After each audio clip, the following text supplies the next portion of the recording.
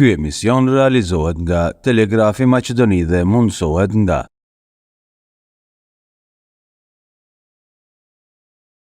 Regjo, si e Regjo? Përshëndetje, mirë faleminderit, ju si jeni? Mirë, ti si e? A e mirë? Mase e thirrët Regjon, që Regja... Emnin Ibrahim, Po. thirin Ibër, Edhe edhe tash e ke marrë emnin Regjo. Regj, ma shumë Regj më njërë, po. Si shkon puna? Mirë, këtë në rregull. Tu hecë me filmin, tash e kemi në Bruxelles, sa të mu lajmë rrënë së në shqit biletat në kinema dje. Bravo. Ta shojmë shqiptarët si do ta presin. Çdo premierë, çdo stres i ri, se të thonë hajt tash të kjo kino si do tjetë, hajt kë vendi këtu si do ta presin, po Kushtet e reja edhe këtë organizimi i ri. Regja, më trego pak backstage për Regjon, si ka qenë ideja prej në fillim, pre-stage në fakt, para Po. të gjithë, pre-production. po, pre-production. Ne gjenerata e re e filmbërësave, do të thotë vazhdimisht tu aplikon, shikon me pas një skenar nërë. Pastaj të aplikosh që fitosh fond për fitu projektin. Unë bashkërisht me skenaristin Artin Selmanin, që është nga Gostivari, kemi tentuar me shkruaj edhe skenare tjera, s'kemi pasur fat, nuk na kanë mbështet. Pastaj erdhëm me këtë idenë e Krejtë Thirrin Regjon, një temë aktuale, një realitet i jone. Dhe mendoj mirë që u mbetëm të kjo temë, se shumë vështira me vendos çfarë teme do me bëmë për film. E shkrytëm skenarin, aplikuam në agjencinë e filmit, herën e parë në refuzuan, herën e dytë na kapin një fat i mirë, fitum, po pastaj erdhi pandemia, edhe një 2-3 vjet tjera na bllokoi mos me. Erdhi fat i keq. Po erdhi fat i keq edhe pandemi, shpresoj që me dalim gjithë gjallë, se po. e den lajmët na kanë çmendën me sa vdekje ndoshin, Po. sa këse pa panik rrin shtëpi mos del jashtë, edhe në atë periudhë u zhduk total kjo të menduarit për me bën film ose art. Ishte ideja e mbi tezës si të shpëtojmë, le mos të bëjmë art. Po.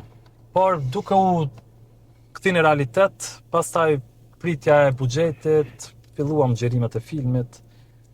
Postproduksioni prapë zgjati shumë, se procedurat në shtetin tonë për me fitu një projekt janë shumë gjata. Shteti dokumenteve, E dokumente, po. A për artistin çdo dokument lodhi. lodhje, vrasje kreativiteti, sa që te harron se çfarë skenari ke shkru, çfarë filmi ke bë. Si nisën dhe si del Sot nuk është- 2025 me zë premierën arrete me bë, një ndryshim total për mua si regjisor, se nuk e kam prit, kur thonë e ke prit. Unë e kam ditë se nëse nisan e di në parim njëjtë, nëse punon me djersën tënde dhe don punën, shpërblehesh. Po. Por ky shpërblimi pasaj ose suksesi në përgjithësi e madhe. Me shku në intervista, me shku me fol për filmin, me promovu filmin, sa ndalësh thu e kryta në Kosovë ose në Maqedoni, hajde tash. Thirr Venhari. Po me Venharin në vetur, po ecim. Po Krejtë Thirrin Regjon Po. titulli. Prandaj edhe mirë që thirrin Regjon, se po të kishe qenë të gjithë nuk e duan Regjon, ose se thirr askush Regjon, asaj se të kishe Po. qenë një demoralizim edhe një stopim i madh i imi si regjisor mos me vazhdu me bën filma.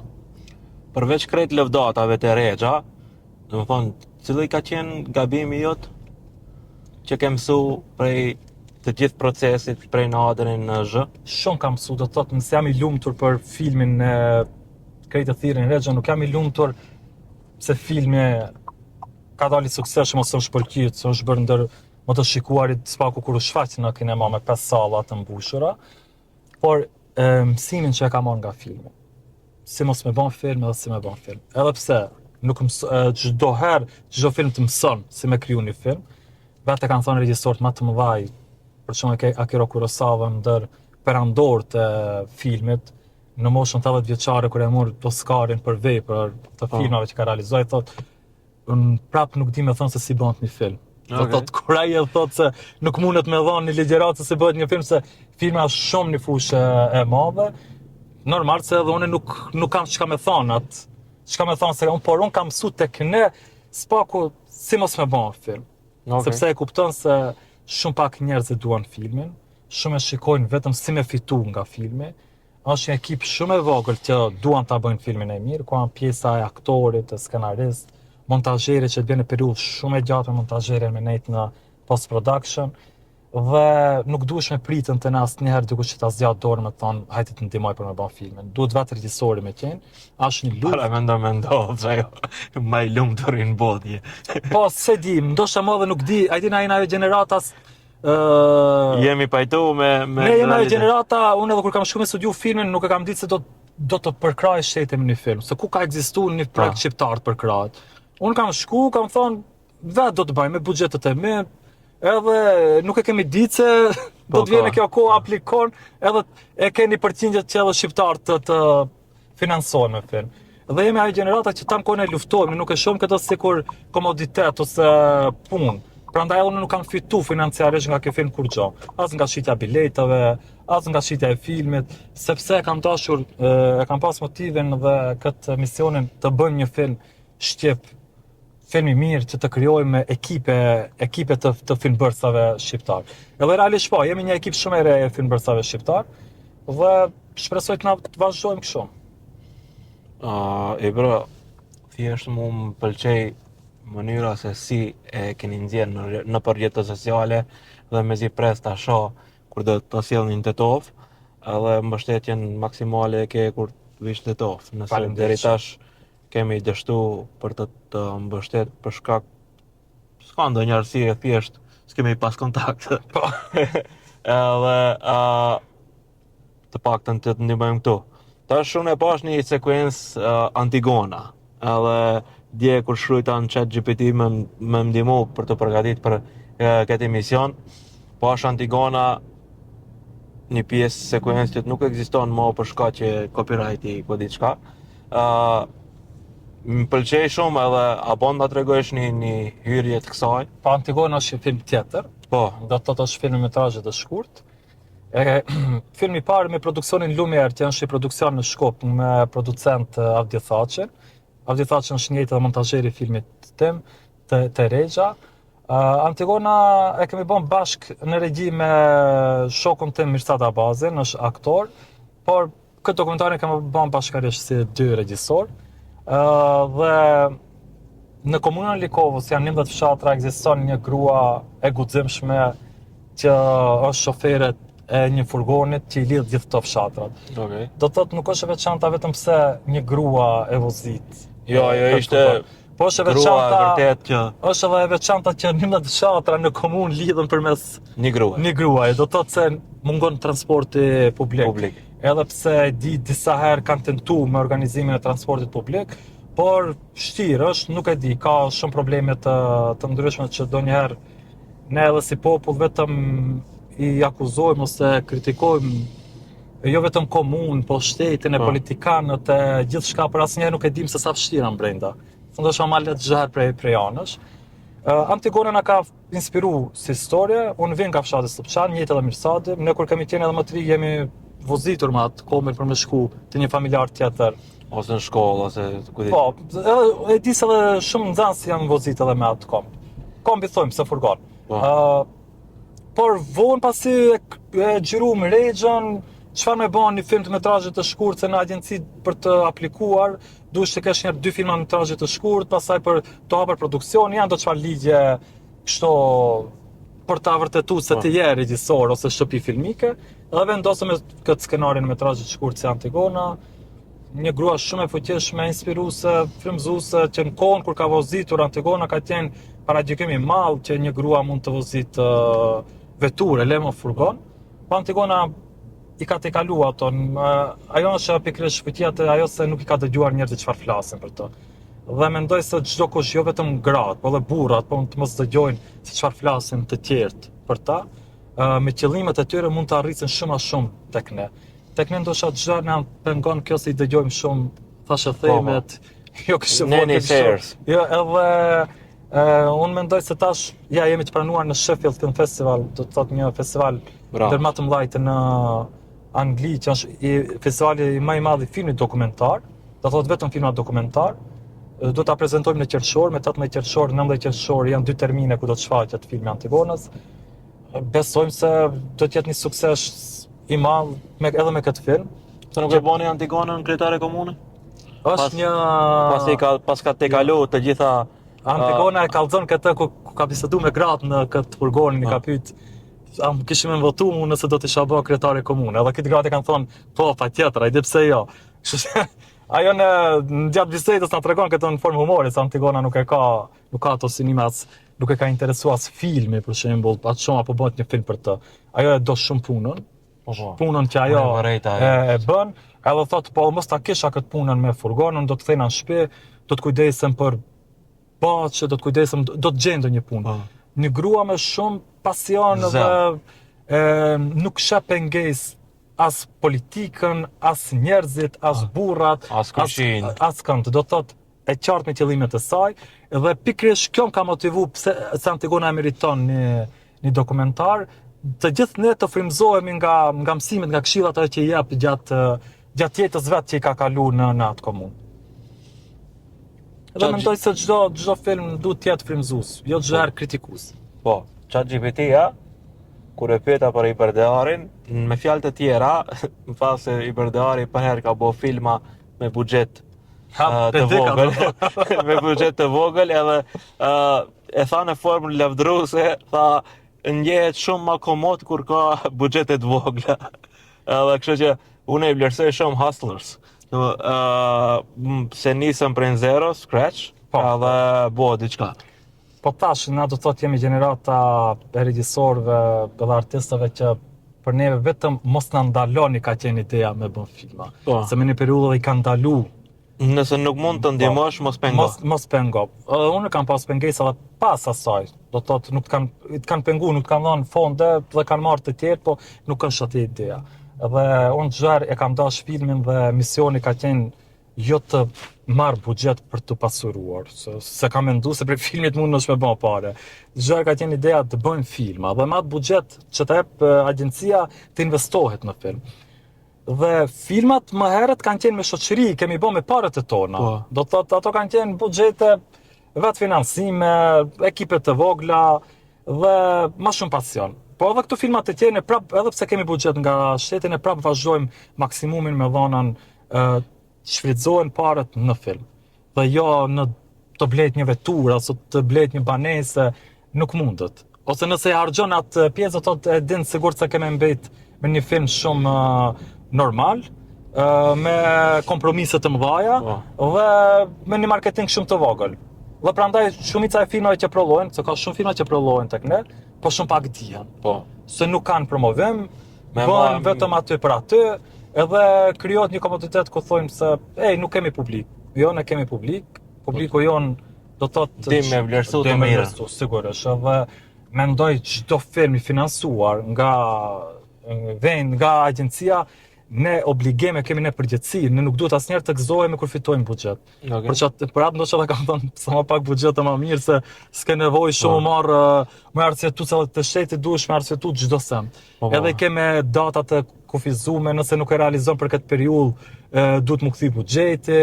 Dhe për artistët gjëra është një bllokim kjo, edhe nuk të lën të lirë ti me vepru.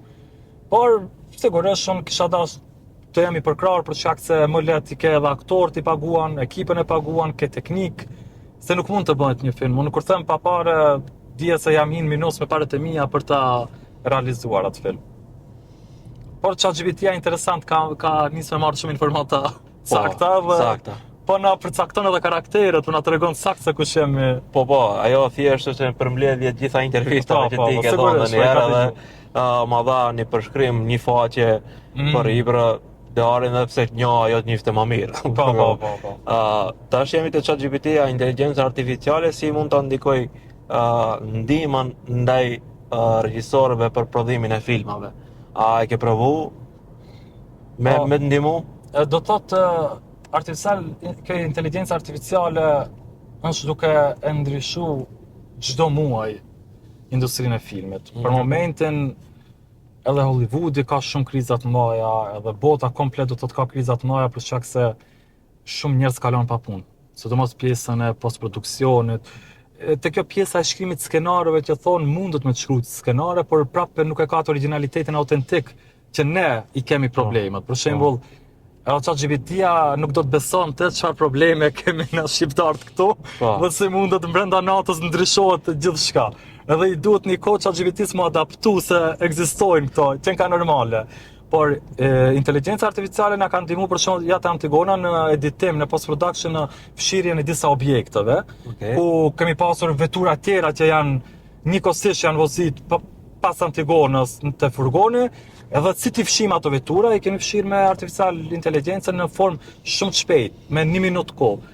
Ku para kësaj është dashur për shembull ta dërgosh një artist si gjaj artistat që janë ose këta që punojnë me post-production me një buxhet shumë të madh për ta fshirë një objekt në kuadër. kuadër. Po një kam një di projekte unë. Sigurisht, po frame by frame ato që edhe neve na ka shpëtuar me free pa pare, na kanë ndihmuar domethënë në kuadër, si me rregullu kuadrin, si me shtu pjesë të kuadrit që nuk kanë qenë, dhe kjo po flas para 1 viti, se sot teknologjia, inteligjenca artificiale që është instaluar në këto, sikur të Adobe, After Effects, të Canva, të plot, është të bërë mrekulli. Vetëm duhesh që jesh kreativ dhe të dish si ta shfrytëzosh formën më të mirë. Ta kërkosh, po.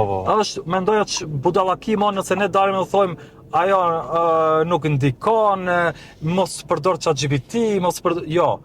Kjo është një realitet që po vjen dhe është duke ndryshuar shumë industrinë e filmit, po mendoj se edhe në industrinë, po edhe në televizion, edhe në gazetari, gjithçka që ka qenë në rrjet social ose gjithçka që ka kompjuter, AI është duke ndryshuar dhe ne duhet vetëm të adaptohemi, se kështu ka qenë industria për shembull, nëse kthehemi vitet e mëhershme kur ka qenë filmi Bardhëzi dhe ka ardhur filmi Kollor. Dhe njëjtët atëherë kanë pasur këtë debatën filmi vetëm Bardhëzi duhet të jetë. Por sot se kemi. Ose filmi Pazën ka qenë dhe ka ardhur Zërimi. Njëjtë studiot kanë thonë, jo, nuk mundet me zonë se nuk filmi artën shpa zonë, por jo, sot jo vetëm që e kemi me zonë, sot kemi... Kjo një si ato që kanë mendu se kur është shiku boksin në televizor, kanë mendu se boksierët kanë me dalë për televizor. Sot e shase gjithë shka do të thotë është e pranume. Dhe pa tjetër se ne duhet të pranojmë këtë realitet dhe të bëhemi pak më të mëshëm e ditë si me shfrytzu ma kreativ. Ajde se po e këtë kuptojnë kur përmendojnë se ChatGPT-ja nuk ta shkruan në skenar. Normal, nuk ta shkruan, po të ndihmon shumë. Po. Është ndihmë shumë, lë shumë mirë të hape këtë temë dhe tregove se ke kërkuar edhe për mua në ChatGPT se dikush ka nga gazetarët marrin gjithçka nga ChatGPT-ja dhe mohojnë se e hapin ChatGPT.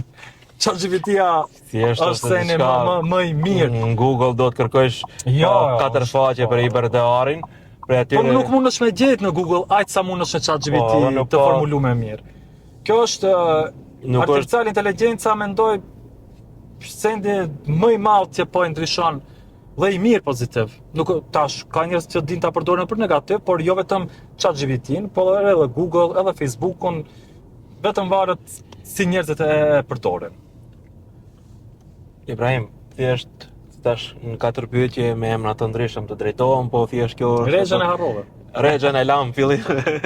Mirë që s'kam thirr Antigona deri tash. Po.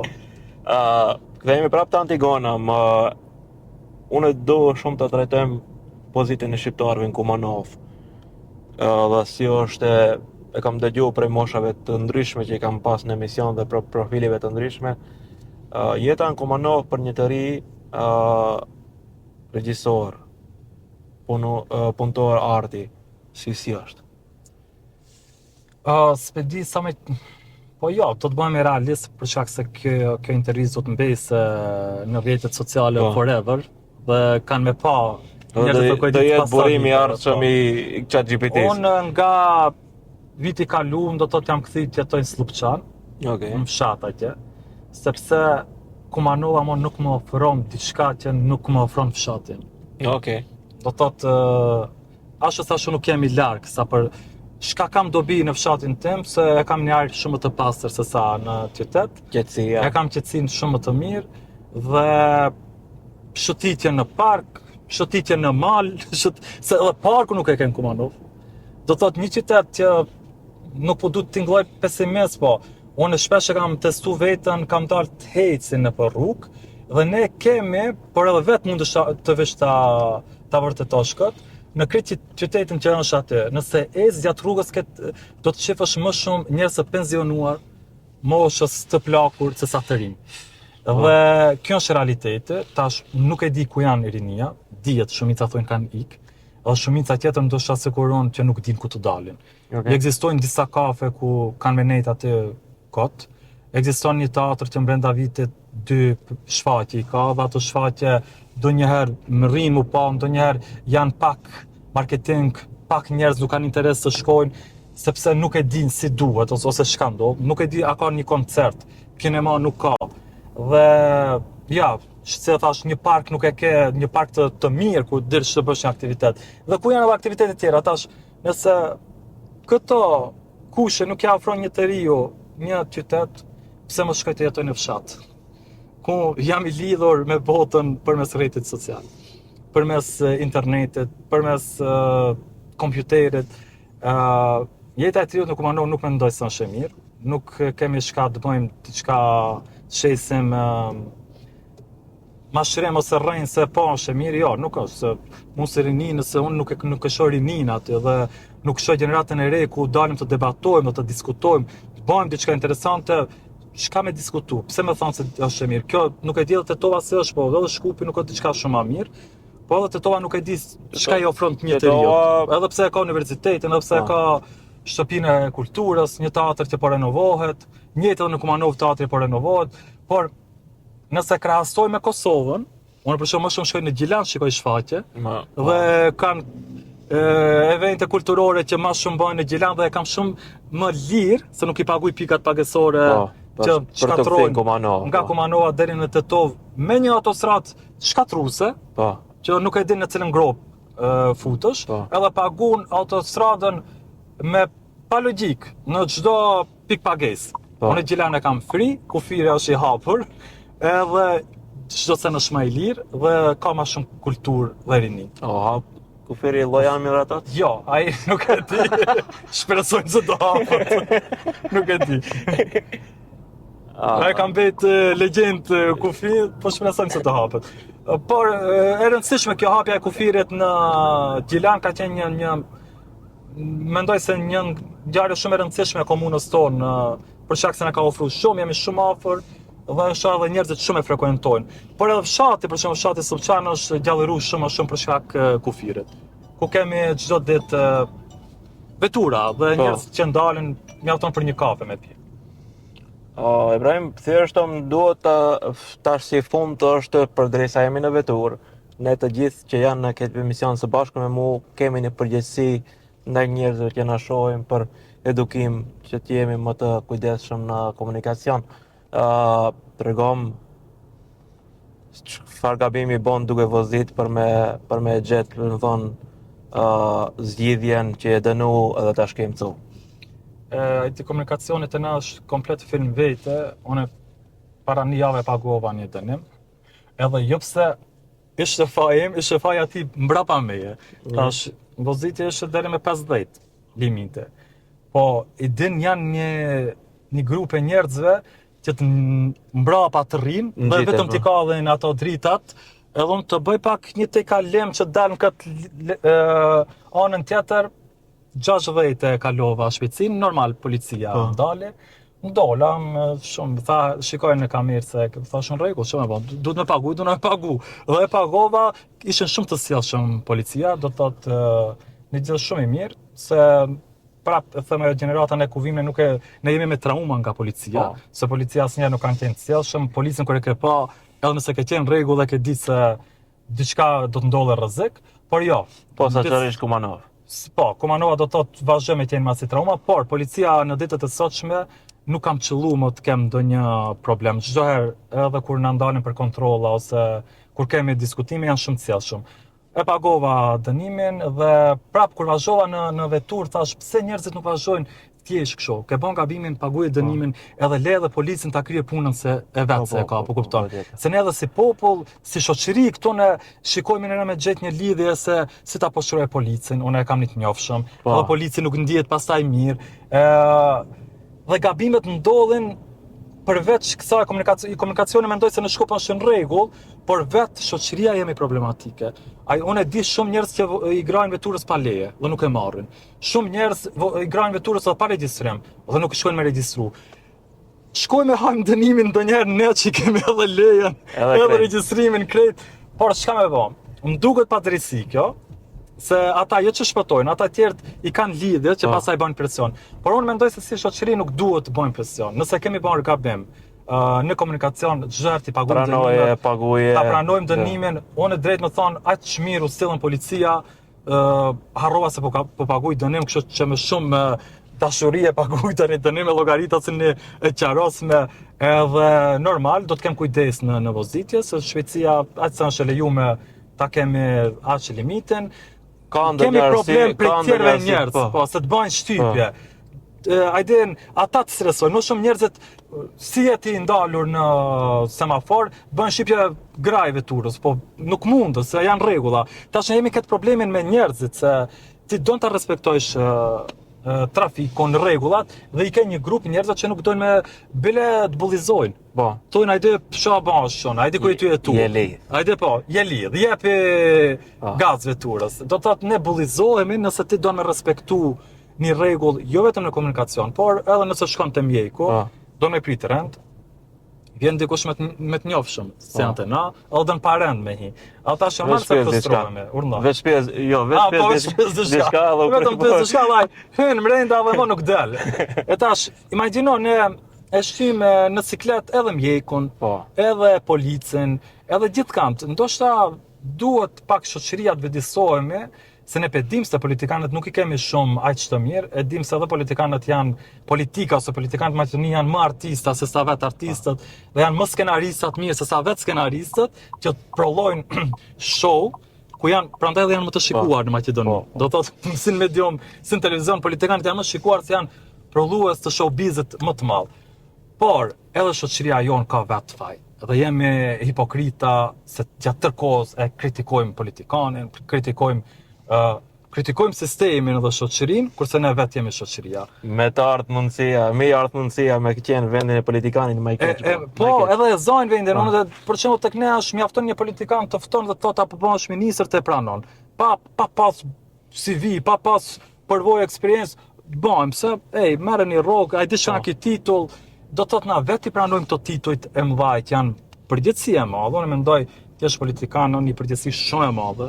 Po ti je ministër edhe deputet, tek ne i marrin me pak me lehtësi sepse rrethi që pastaj të kushtojnë thonë shinën punë unë të jap votën.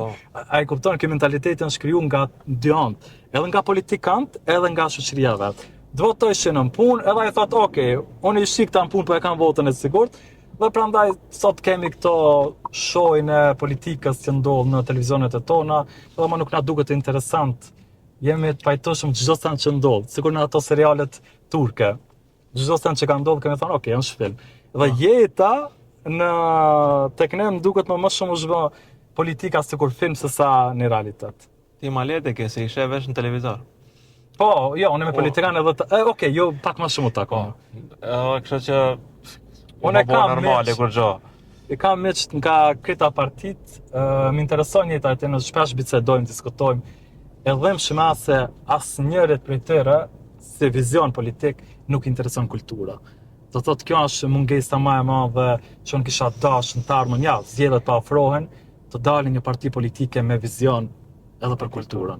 Për arsimin edhe kulturën, janë dy shtyllat shumë të rëndësishme më të shoqërisë tonë, sepse po mendoj se më shumica janë punësu, një shumicë tjetër e madhe kanë ikë, edhe një pjesë janë të mbet janë të këshirë me ikë, i vetmi vizion që mundet pak ta besoj populli janë kultura, arsimi, se këto më duket kanë mbetur shumë brapa dhe nuk flasin.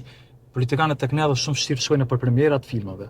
Shumë shtirë shkojnë edhe në premiera të shfaqjeve. Ai ditë që duhen ta bëjnë obligim që të vinë. Unë mundona t'i ftoj çdo herë të gjithë, për shkak se edhe ata na shohin neve, edhe kultura, teatri janë një pasqyrë ku ata e shohin vetveten se sa mund të bëjnë gabime në jetën ku jetojmë, por shpresoj të vjen kjo liria të shprehurit mendimit të lirë, duke ja thonë një kritik mos marr armik. Por edhe ne, si artist, mos si marrim armik, për shembull një gazetar kur kritikon, ose një koleg, ose populli kur kritikon, se dhe ne me filmat jemi në këtë në hapësirën ku kritikosh, se ke bë filmin e mirë ose jo. Edhe të politikanët tjenë pak më të hapur, mos friksohen nga kritika, edhe pse kritikat ata më janë imun, se çdo ditë i shan, i shtin në punë qetësohen, nuk shah. Do të thotë e kanë E kanë gjetë mësu formulën e cheat vet. code-in. Kush na shahu? Po. Se dia e ke vërej. Nëse del një artist dhe i kritikon publikisht në Facebook, të nesërmen e ke pas se ka shku në takim me atë politikan, ja kanë mbyll gojën. Një vend pune, një honorar dhe edhe kështu. Të mjera. Por mirë që jemi, unë prapë mendoj jemi në kohë të mira, nuk jemi në kohë shumë të vështira.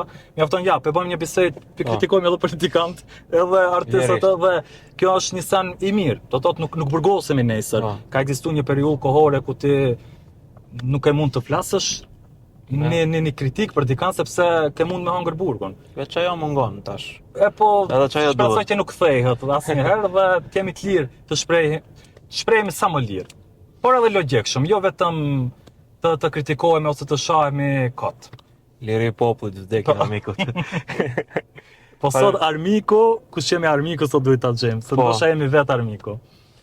Nuk e dija si është ajo fjala, nuk e dija se armiku ishim vetë ne. E po. Faleminderit shumë për kohën, Ibro.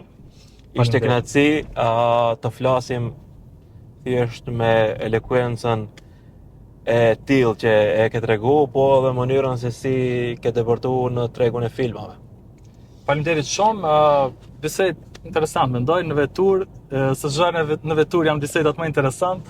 Kështu që shpresoj të shihemi prapë, të vazhdojmë me filma, të vazhdojnë shqiptarë të provojnë sa më shumë, jo vetëm të filma, por edhe gjenerata e re, të ketë hapësirë, do të thotë të promovohet, mos të plakët, se ne kur plakemi nuk kemi energji të provojmë filma, na duhen filmat në këtë moshën ku kemi më shumë energji dhe më shumë punë. Faleminderit shumë edhe një herë, suksese Ishte kënaqësi. edhe me të tjerë. Faleminderit. Ky emision realizohet nga Telegrafi Maqedoni dhe mundësohet nga